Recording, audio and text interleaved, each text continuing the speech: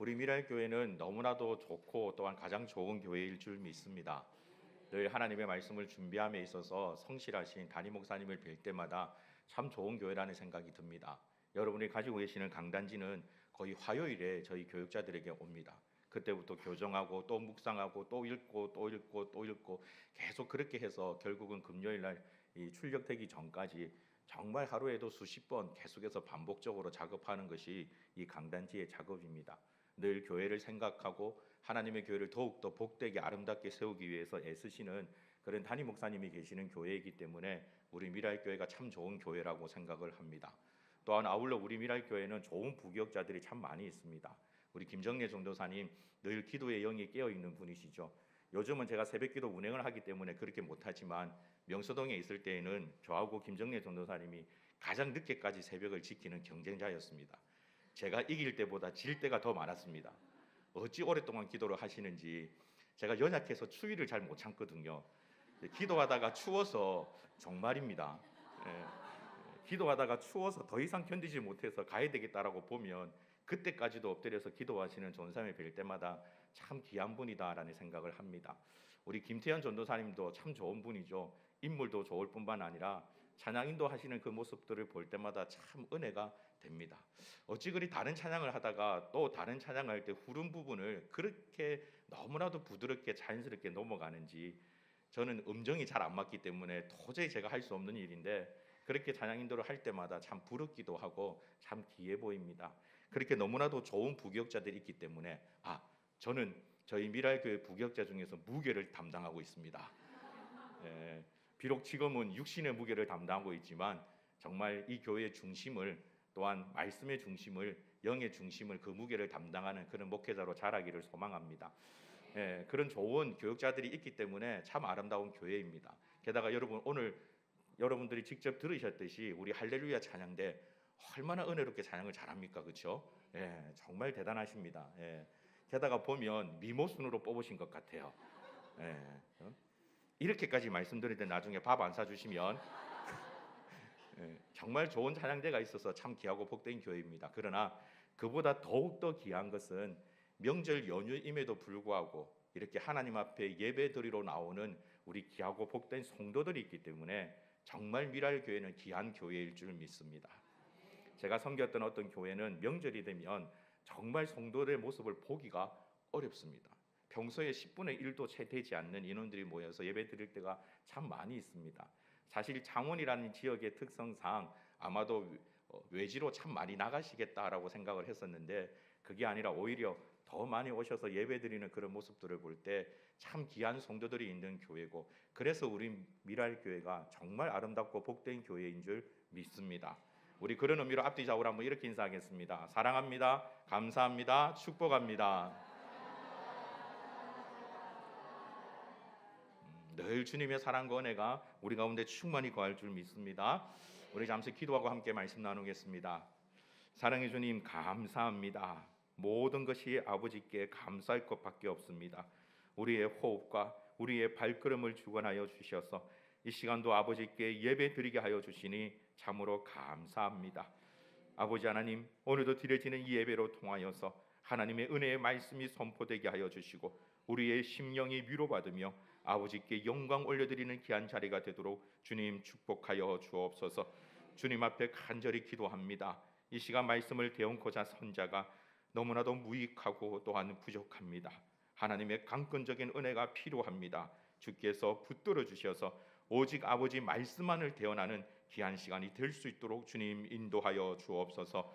모든 영광 오직 주께 올려드리며 살아계신 주 예수 그리스도 이름으로 기도드리옵나이다. 아멘. 우리나라는 명절이 되면 온 가족이 한 자리에 다 모입니다. 7 형제를 가진 그런 가족이 있었습니다. 그 7 형제 가운데 셋째 부부가 교회를 다니는 집사님 부부였습니다. 다른 모든 형제는 교회를 다니지 않았습니다. 예수님을 믿지 않았습니다. 그러다 보니 이 셋째인 집사님 부부가 늘 가지고 있는 기도의 제목이 무엇이었겠습니까?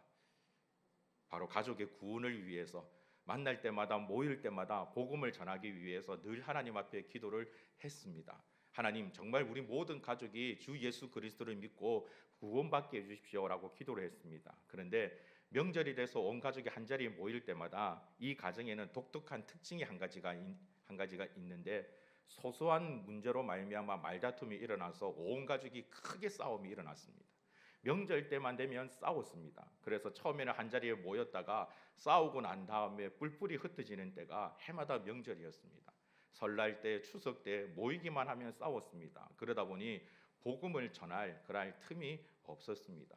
이 셋째 부부 집사님은 하나님 앞에 간절히 기도하고 또 기도했습니다. 하나님, 이번만큼은 하나님 은혜를 주십시오. 우리 가족이 싸우지 않도록 도와주시고 정말 그 가운데 복음을 전할 수 있도록 하나님 도와주십시오 라고 간절히 기도했습니다. 그러나 명절이 다가오면 어김없이 똑같은 일이 반복되어졌습니다. 어떤 때는 두 부부가 함께 모여서 금식하며 하나님 앞에 기도했습니다. 하나님, 정말 예수 그리스도를 알지 못하고 저렇게 방황하는 저 영혼들을 불쌍히 여겨 주십시오. 하나님 은혜가 필요합니다 라고 간절히 기도했는데, 오히려 금식을 했던 그 명절에는 더 크게 싸웠습니다.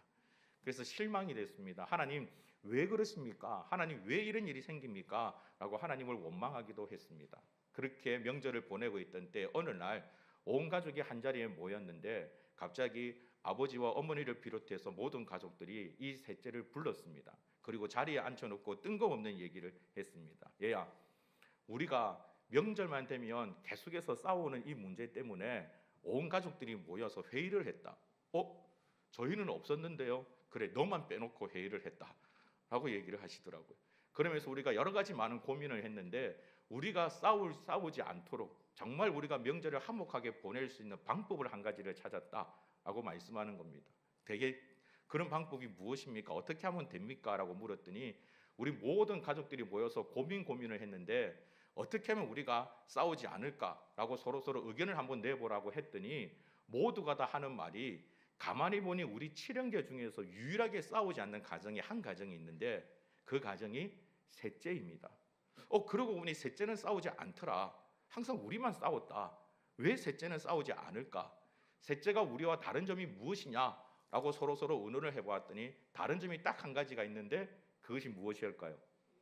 셋째는 교회를 다닌다고 합니다.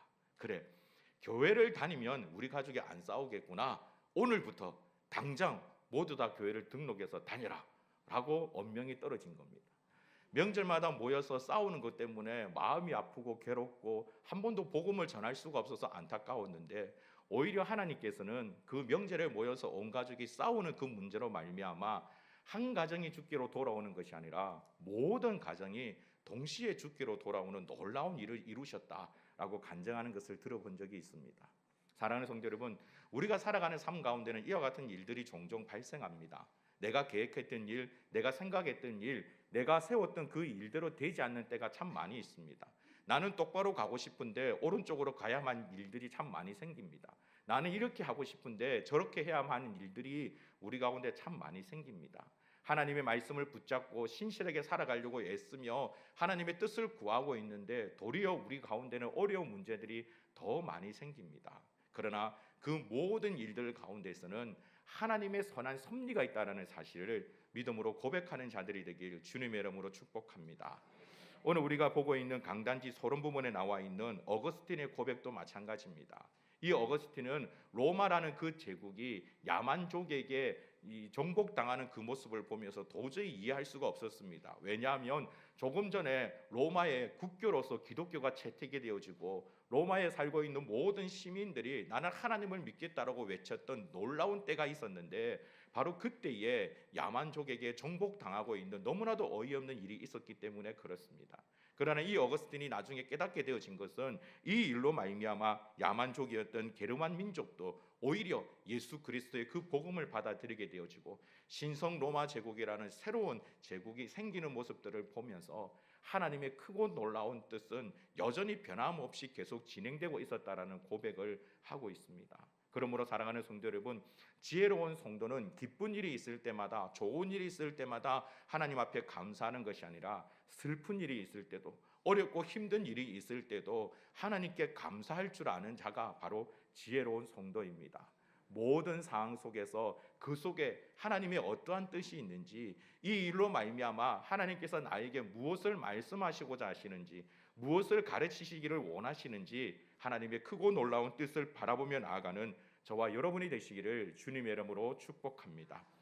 오늘 우리가 읽었던 이 말씀을 통해서 동일하게 우리는 하나님의 뜻을 발견하기를 원합니다. 오늘 우리가 읽었던 말씀에 보면 아나니아와 삽비라라는 사람이 등장합니다. 이 사람은 자기의 땅을 팔아서 하나님의 교회에 헌금을 했던 놀라운 믿음의 사람입니다. 그런데 이 일로 말미암아 두 부부는 죽음을 당합니다. 왜냐하면 땅값의 전부를 바친다라고 하였지만 사실은 땅값의 전부가 아니라 일부를 감춰놓고 일부만 드렸기 때문에 그렇습니다. 그 일로 통해서 그들은 거짓말을 했습니다. 그 거짓말로 말미암아 비참한 최후를 맞이하게 되어지죠. 오늘 여러분이 읽었던 말씀 가운데 1절에서 4절의 말씀을 보시면 아나니아라 하는 사람이 그의 아내 삽비라와 더불어 소유를 팔아 그 값에서 얼마를 감춤해 그 아내도 알더라. 얼마만 가져다가 사도들의 발 앞에 두니 베드로가 이르되 아나니아야 어찌하여 사탄이 내 마음에 가득하여 내가 성령을 속이고 땅값 얼마를 감추었느냐. 땅이 그대로 있을 때에는 내 땅이 아니며 판 후에도 내 마음대로 할 수 없더냐. 어찌하여 이 일을 내 마음에 두었느냐. 사람에게 거짓말한 것이 아니요 하나님께로다라고 말씀합니다. 아나니아와 삽비라는 거짓말 때문에 큰 환난을 당했습니다. 그러나 자세히 살펴보면 거짓말이 아니라 또 다른 이유가 있음을 봅니다. 만약 거짓말 때문에 환난을 당한다면, 거짓말 때문에 이런 큰 비참한 종말을 당한다면 오늘 이 자리에 있는 사람들 가운데 피해갈 수 있는 자가 과연 누가 있을까요? 지금 제가 입고 있는 이 조끼는 제가 참 좋아하는 조끼입니다. 왜 이 조끼를 좋아하느냐? 저의 배를 감춰주기 때문에 그렇습니다. 조끼를 입고 집사람에게 종종 묻습니다. 여보, 배가 들어간 것 같아요. 배가 좀 사라진 것 같지 않아요? 라고 물으면 집사람은 고개를 끄덕입니다. 그러나 이 조끼는 정면에서 바라보면 배가 들어간 것 같지만 옆에서 바라보면 그 라인이 그대로 보입니다. 그래서 집사람에게 그렇게 묻고 난 뒤에는 절대 돌아서서 나오지 않습니다. 뒷걸음쳐서 나옵니다. 옆모습을 보이면 안 되기 때문에 그렇습니다. 그래서 저는 지금 성가대에 앉아 계시는 분들이 참 불안합니다. 마이를 입고 있기 때문에 망정이지 아니면 큰일 날 뻔했었습니다. 이런 거짓말들을 참 많이 합니다. 배가 나왔는데 배가 나오지 않았다라는 거짓말을 시작해서 사실 우리가 살아가면서 사람들에게 거짓말할 때가 참 많이 있습니다. 그렇지 않습니까? 제가 처음에 시작할 때 우리 찬양대는 미모순으로 뽑았다는 게 거짓말일까요? 진짜일까요? 진짜입니다. 그렇죠? 살아가면서 여러 가지 많은 거짓말을 합니다. 그러나 그런 거짓말 때문에 우리가 이런 환난을 당한다면 살아남을 자가 없을 겁니다. 그래서 성경은 우리에게 보다 아나니아와 삽비라가 범했던 그 실수, 그 잘못을 정확하게 설명하고 있습니다. 바로 4절 말미에 기록되어 있는 말씀처럼 사람에게 거짓말한 것이 아니요 하나님께로다라는 이 말씀입니다. 아나니아는 사람에게 거짓말한 것이 아니라 하나님께 거짓말했습니다. 하나님을 속였습니다. 아니, 정확하게 말씀드리자면 하나님을 속인 것이 아니라 하나님을 속이려고 하였습니다. 어찌 사람이 하나님을 속일 수가 있겠습니까? 그러나 아나니아는 그렇게 할 수 있다라고 생각을 했습니다. 그 일로 말미암아 비참한 최후를 맞이하게 되어지는 것입니다. 사랑하는 성도 여러분, 우리가 때때로 살아가면서 이와 같은 실수를 할 때가 참 많이 있습니다. 하나님 앞에 부정직한 자가 아니라 하나님 앞에 정직한 자가 되기를 주님의 이름으로 축복합니다. 성경을 보면 하나님께로부터 정직한 자라고 칭찬받았던 인물이 있습니다. 바로 다윗입니다. 그런데 이 다윗이 언제 하나님께로부터 정직하다고 칭찬받았는지 아십니까? 바로 우리아의 아내 밧세바를 범한 그 죄를 지었을 때입니다. 우리아의 아내 밧세바를 탐하기 위해서 결국 우리아를 간접적으로 죽게 만들고, 그리고 남의 아내를 취했던 그 간음의 죄를 말미암아 하나님께서는 나단 선지자를 통해서 다윗에게 그 죄를 지목하셨습니다. 너가 바로 죄를 지었다라고 말씀하셨습니다. 그런데 그때 다윗의 반응은 변명을 하는 것이 아니라 핑계를 하는 것이 아니라 그 즉시 하나님 앞에 엎드려 예 하나님, 제가 죄인입니다. 제가 바로 그 죄를 지었습니다 라고 자신의 죄를 인정했습니다. 이 일로 말미암아 하나님께서는 다윗을 향하여 너는 내 앞에서 정직히 행한 자다라고 말하고 있습니다. 바로 이것이 하나님 앞에 정직히 행하는 것입니다. 사랑하는 성도 여러분, 여러분 이 말씀을 잘 이해할 수 있어야만 합니다. 나는 하나님 앞에 거짓말하지 않습니다. 나는 하나님 앞에 아나리아와 사피라처럼 그렇게 속이지 않습니다. 아니요, 여러분. 우리 가운데서는 수시로 하나님 앞에 이렇게 거짓을 행할 때가 많이 있습니다. 우리의 약함을 인정하지 않을 때가 그렇습니다. 우리의 죄를 인정하지 않을 때가 그렇습니다. 마치 우리는 아무 문제가 없는 것처럼, 우리는 거룩한 자인 것처럼, 우리는 괜찮은 것처럼 있는 그 모습이 바로 하나님 앞에 거짓을 행하는 행동입니다. 다윗처럼 인정할 줄 알아야 합니다. 우리의 연약함을 인정할 줄 알아야만 합니다. 우리의 연약함을 인정할 줄 알 때, 우리의 죄악을 인정할 줄 알 때 비로소 우리는 하나님을 찾는 자가 될 수 있습니다. 하나님, 제가 부족하니, 하나님, 제가 연약하니, 하나님, 제가 또다시 그 죄를 범했으니 나에게는 하나님이 필요합니다. 하나님의 은혜가 필요합니다. 주 예수 그리스도의 그 보혈이 필요합니다 라고 우리는 고백할 수 있습니다.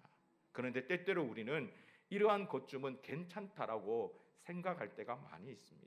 이런 죄 때문에 하나님께서 싫어하실까라고 생각할 때가 있습니다. 죄를 가볍게 여길 때가 있습니다. 그러나 여러분, 죄는 큰 죄, 작은 죄가 있는 것이 아닙니다. 죄 그 자체가 우리에게 있어서 가장 심각한 문제입니다.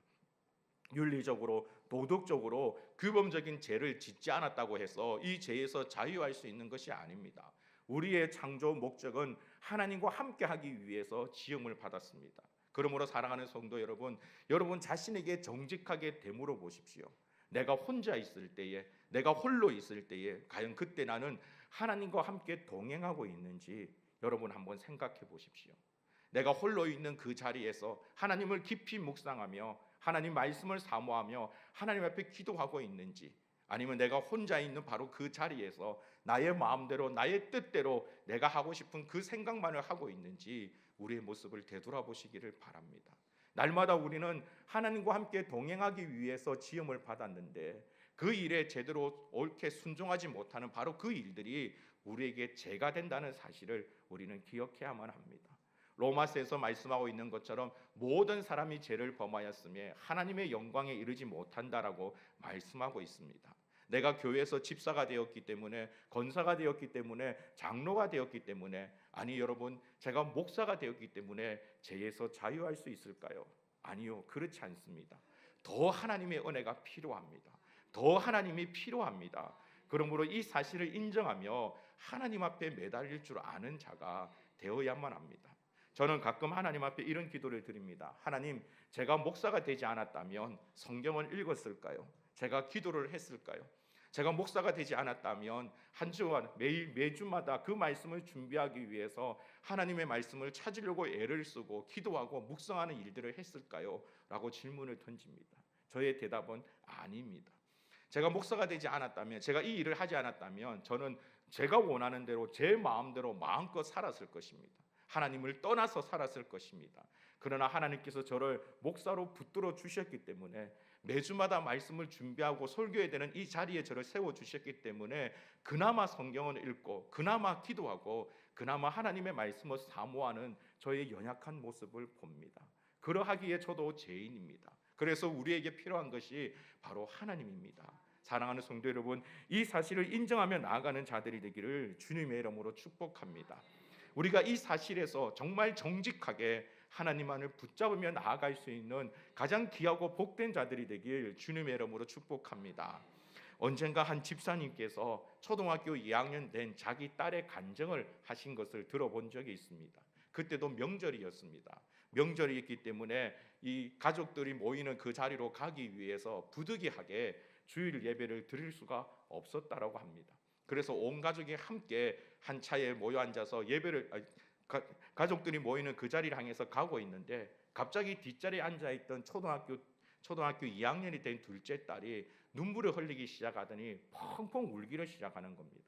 아무리 봐도 이 아이가 울 이유가 없는데 갑자기 대성통곡을 하면서 우니까 집사님은 당황이 되었습니다. 아니 왜 그렇게 우니? 어디가 아프니? 몸이 불편하니? 멀미를 하니? 대체 왜 그렇게 우니? 라고 얘기를 했습니다. 한참을 되묻고 되물었더니 이 아이가 펑펑 우면서 하는 말이 이제 자기는 곧 죽게 되었다는 겁니다. 아니 네가 왜 죽게 되었느냐? 아무런 문제도 없는데 왜 죽게 되었느냐? 라고 얘기하니까 이 둘째 딸이 얘기하는 것이 예배 드리는 시간이 지났는데 예배 드리지 않고 지금 고속도로에 있으니 자기는 죽게 되었다라는 겁니다. 아니 왜 예배를 드리지 않으면 죽니라고 얘기했더니 주일학교 전도사님이 그렇게 가르쳤다는 겁니다. 예배를 드리지 않으면 죽는다라고 얘기를 했다라는 겁니다. 그런데 이 아이는 전도사님의 그 말을 사실 그대로 받아들인 겁니다. 바로 믿은 겁니다. 그래서 분명히 엄마가 가는 길에 예배를 드린다고 했는데, 가는 길에 교회에 들려서 예배를 드린다고 했는데, 가는 길에 예배를 드리기는커녕 고속도로를 계속 달리고 있으니 이 아이가 두려워하다가 나중에는 무서워서 울기를 시작한 겁니다.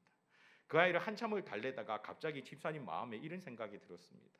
그래, 예배를 드리지 않으면 우리의 영혼이 죽는데, 예배를 드리지 않으면 우리의 영이 죽는데 왜 내가 예배를 드리지 않고 지금 이러고 있는가라는 자신의 모습을 되돌아보게 되었다라는 겁니다. 그래서 급히 그 고속도로에서 가까운 데로 나가서 제일 눈에 띄는 교회에 가서 예배를 드렸다라는 간증을 들은 적이 있습니다. 사랑하는 성도 여러분, 예배가 중요하다는 것은 이 자리에 앉아 계시는 모든 분들이 다 알고 계실 겁니다. 그런데 여러분, 이러한 상황이 생겼을 때 과연 여러분들은 어떻게 합니까? 1년 내내 빠짐없이 예배를 드리고 있으니 이번만큼은 한번 빠져도 되지 않겠는가? 가족들 모여야 하는데 또 늦게 가면 눈치 보이니까 그래도 가야 되지 않는가라고 그 자리를 빼먹지는 않습니까? 바로 그러한 모습들이 하나님 앞에 거짓을 행하는 것입니다. 내가 배운 것, 내가 알고 있는 것, 내가 분명히 들었던 그 말씀대로 살아가는 것이 아니라 그 말씀을 들었음에도 불구하고 나의 판단대로, 나의 생각대로 살아가는 그것이 하나님 앞에 거짓을 행하는 것입니다. 그러므로 사랑하는 성도 여러분, 그 거짓에서 벗어나서 하나님 앞에 정직히 행하는 자가 되길 주님의 이름으로 축복합니다. 아나니아의 아내였던 삽비라의 고백도 들어보십시오. 9절 말씀에 보면 베드로가 이르되 너희가 어찌 함께 깨하여 주의 영을 시험하려 하느냐? 보라, 내 남편을 장사하고 오는 사람들의 발이 문 앞에 이르렀으니 또 너를 메어 내가리라 라고 말하고 있습니다. 어찌 주의 영을 시험하려 하느냐라고 베드로가 말하고 있습니다. 주의 영을 시험하는 자가 아니라 주의 영 앞에 무릎 꿇고 우리의 연약함을 인정하며 하나님, 나에게는 하나님이 필요합니다. 하나님의 은혜가 필요합니다. 오늘도 나의 영혼을 다스려 주셔서 하나님의 뜻 가운데, 아버지의 뜻 가운데 살아가는 자가 되게 해 주십시오 라고 기도하며 겸손히 주를 의지할 줄 아는 주 앞에 정직한 성도가 되시길 주님의 이름으로 축복합니다. 우리가 이와 같이 주 앞에, 하나님 앞에 정직한 성도로 살아갈 때 우리의 삶 가운데는 놀라운 역사가 나타납니다. 그 일들을 보여주는 것이 사도행전 5장 12절 이후의 말씀입니다. 사도행전 5장 12절에서 16절 말씀을 보면 사도들을 통해서 이루어졌던 놀라운 일들이 기록되어져 있습니다. 12절 말씀을 보면 사도들의 손을 통하여 민간의 표적과 기사가 많이 일어나며 믿는 사람들이 다 한마음을 같이하여 솔로몬 행각에 모이고라고 되어 있습니다. 기사가 많이 일어났다고 말하고 있습니다. 표적이 일어났다고 말하고 있습니다. 우리가 하나님과 함께하면, 우리가 하나님 앞에 정직하게 행하면 자연스럽게 하나님의 놀라운 역사가 우리 가운데 나타난다라는 것입니다. 심지어 여러분 15절 말씀을 보면 심지어 병든 사람을 메고 거리에 나가 침대와 여위에 누이고 베드로가 지날 때에 혹 그의 그림자라도 누구에게 덮일까 바라고, 사람들이 베드로의 그림자라도 병자에게 덮이게 되어지면 그 병이 낫게 되어질 것이라고 생각할 정도로 놀라운 일들이 그 가운데 나타났습니다. 오늘도 이 동일한 역사가 우리 가운데 나타나게 되어질 줄 믿습니다. 하나님을 붙잡고 하나님 말씀 가운데 거하기 위해서 애쓸 때 우리 가운데에서는 이와 같은 신기한 일들이 나타나게 되어질 줄 믿습니다. 우리가 모이는 그 자리들마다 드라마에서 받았던 은혜를 나누는 것이 아니라 스카이 캐슬에서 받았던 은혜, 또 다른 요즘 인기 있는 드라마가 무엇입니까? 그러한 드라마로 말미암아 남자 주인공이 하는 그 연기를 보면서 받은 은혜를 나누는 것이 아니라 우리의 삶 가운데 역사하시는 여호와 하나님의 그 놀라운 은혜를 간증하는 일들이 우리 가운데 나타나게 되어질 줄 믿습니다. 이번 주에도 하나님께서 우리의 기도에 이렇게 응답하셨습니다. 이번 주에도 하나님께서 우리의 삶 가운데 이렇게 역사하셨습니다. 그런 간증이 보다도 많이 넘치는 귀하고 복된 우리 미랄 교회가 되기를 주님의 이름으로 축복합니다. 하나님의 이 일들이 나타날 때는 좋은 일들, 행복한 일들, 선한 일들만 나타나는 것이 아닙니다. 오늘 우리가 읽지는 않았지만 사도행전 5장 17절 이후의 내용을 보면 그렇게 하나님의 복음을 전하는 사도들이 받는 능력이 기록되어져 있습니다. 감옥에 갇히기도 하였습니다. 어렵고 힘든 일들을 겪기도 했습니다. 때때로는 생명의 위협이 그 가운데 있기도 했습니다. 우리가 예수 그리스도로 말미암아 우리의 마음을 정하고 우리의 뜻을 정하면 늘 좋은 일들, 행복한 일들만 있으면 좋을 것 같은데 사실은 그렇지가 않습니다. 하나님 앞에 올바로 살기 위해서 마음을 다짐하면 더 힘든 일들, 더 어려운 일들이 우리 가운데 생깁니다. 우리의 마음을 불안하게 하는 일들이 더 많이 생깁니다. 그러나 여러분, 그럴 때일수록 우리는 하나님을 의지하는 자가 되어야 합니다. 그렇기 때문에 하나님을 붙잡고 나아가는 자가 되어야 합니다. 그 순간에조차도 여호와 하나님을 붙잡고 나아갈 때 우리는 바로 그 순간부터 믿음의 성장을, 놀라운 구원의 역사를 이루며 나아가게 되어질 줄 믿습니다. 날마다 여러분 삶 가운데 이와 같은 하나님을 붙잡으며 나아가는 귀하고 복된 성도가 되시길 주님의 이름으로 축복합니다. 하나님을 의지하는 것이 우리가 가장 중요하게 여겨야 되는 정답입니다. 이제는 이쯤이면 되었겠구나, 이쯤이면 되었겠구나 라고 하나님의 손을 놓는 바로 그 순간부터 우리는 다시금 타락하는 존재가 되어질 수밖에 없습니다. 그러므로 언제든지 기쁠 때나 즐거울 때나 슬플 때나 힘들 때나 늘 주 여호와 하나님을 붙잡으며 나아갈 수 있는 저와 여러분의 모습이 되길 주님의 이름으로 축복합니다. 우리가 이렇게 하나님을 붙잡고 나아갈 때는 또 다른 우리 삶 가운데 놀라운 일들을 발견할 수 있습니다. 여러분 29절의 말씀을 보면 베드로와 사도들이 이렇게 고백합니다. 베드로와 사도들이 대답하여 이르되 사람보다 하나님께 순종하는 것이 마땅하니라. 그 당시 이스라엘의 장로들이, 율법 교사들이, 서기관과 바리새인들이, 제사장들이 사도들을 위협했습니다. 여러분 그들의 위협은 단순한 위협에 그치는 것이 아닙니다. 이스라엘이라는 그 공동체에서, 그 커뮤니티에서 완전히 퇴출당하게 되어지는 위기가 그들 가운데 놓이게 되어진 것입니다. 정말 심각한 위협입니다. 그러나 그 위협에도 불구하고 베드로와 사도들은 사람들에게 순종하기보다 하나님께 순종하는 것을 선택했습니다. 그랬더니 여러분 그 가운데 놀라운 일들이 나타납니다. 바로 이 바리새파 중에서도 가장 최고의 바리새파라고 알려져 있는 가브리엘이라는 이 사람을 통해서 이 사도들이 오히려 그들의 어려움에서 벗어나게 되어지는 일들이 나타나게 되어집니다.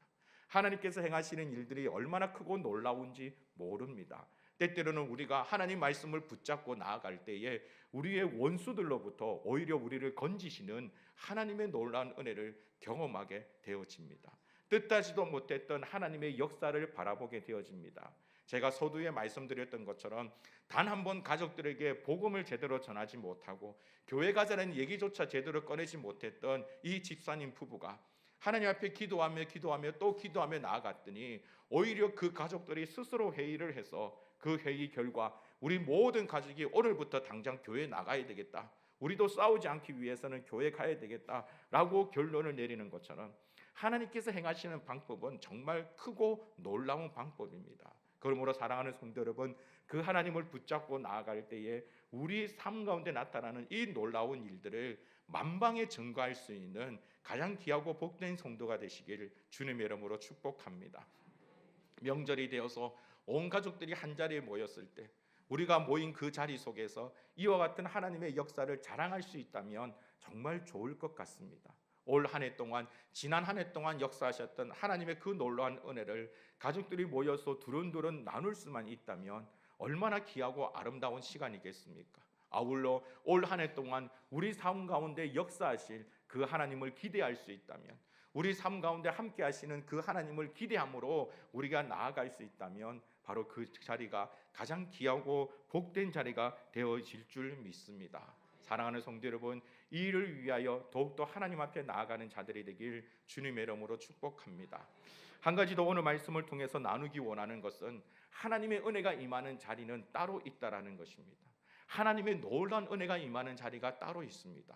여러분 혹 군복무를 하고 돌아오신 분들은 잘 아시겠지만 군대에는 모든 보급들이 동일하게 다 일어나지를 않습니다. 가장 먼저 보급이 되어지는 곳, 또한 가장 좋은 것을 보급해 주는 곳이 어딘지 아십니까? 바로 후방이 아니라 전방입니다. 전방에 가장 먼저 보급이 시작이 되어집니다. 전방부터 보급이 되고 난 다음에 그리고 후방에 보급이 되어집니다. 가장 좋은 거는 전방에만 보급이 되어집니다. 왜냐하면 전방은 적과 바로 대치하고 있는 가장 중요한 곳이기 때문에 그렇습니다. 마찬가지로 영의 은혜도 전방에 더욱더 많이 임합니다. 우리의 전방이 어디일까요? 바로 복음을 전하는 자리입니다. 전도하는 자리입니다. 그 복음을 전하는 자리에는 지금도 하나님의 놀라운 은혜의 역사가 나타납니다. 제가 약 6년 전에 보았던 몽골에서 사역하셨던 선교사님의 보고를 잠시 본 적이 있습니다. 그 보고에는 정말 믿기 어려운 보고가 하나 담겨져 있습니다. 그 마을에 복음을 전하고 싶은데 이 선교사님이 10년이 넘도록 그 마을에 복음을 전했지만 별다른 열매가 없었습니다. 그 마을에는 교회를 세울 만한 터가 딱 한 곳이 있는데 그 터는 그 마을에서 가장 최고의 부자가 가지고 있는 땅이었습니다. 그러나 그 부자는 10년 동안 전도를 해도 마음이 바뀌지 않았습니다. 이 부자가 얼마나 그 마을에서 큰 부자냐면 그 마을에서 유일하게 소를 한 마리 가지고 있었답니다. 그러니 마을 자체가 참 얼마나 힘든 마을인지는 짐작할 수 있겠죠. 소를 한 마리 가지고 있는 사람이 그 마을의 최고의 부자였습니다. 그런데 큰 일이 생겼습니다. 갑자기 이 소가 벼랑간에 죽어버린 겁니다. 아무런 징조도 없이 갑자기 하루아침에 죽어버렸습니다. 이 부자가 큰 재산을 잃게 되어진 것입니다. 그런데 선교사님이 무슨 생각이 들었는지 그 이야기를 듣고 그 부자의 집을 찾아가서 소를 붙잡고 간절히 기도했더니 죽었던 소가 살아났다라고 합니다. 부자가 그 광경을 보고 깜짝 놀라서 하나님을 찬양하며 선교사님이 10년 동안 기도했던 그 땅을 무상으로 선교사님이 기장해서 그곳에 교회가 세워졌다라는 그런 보고서를 본 적이 있습니다. 여러분, 소가 죽었다가 살아났다고 하니까 아무도 아멘 안 하시는 것처럼 믿겨지지가 않으시죠.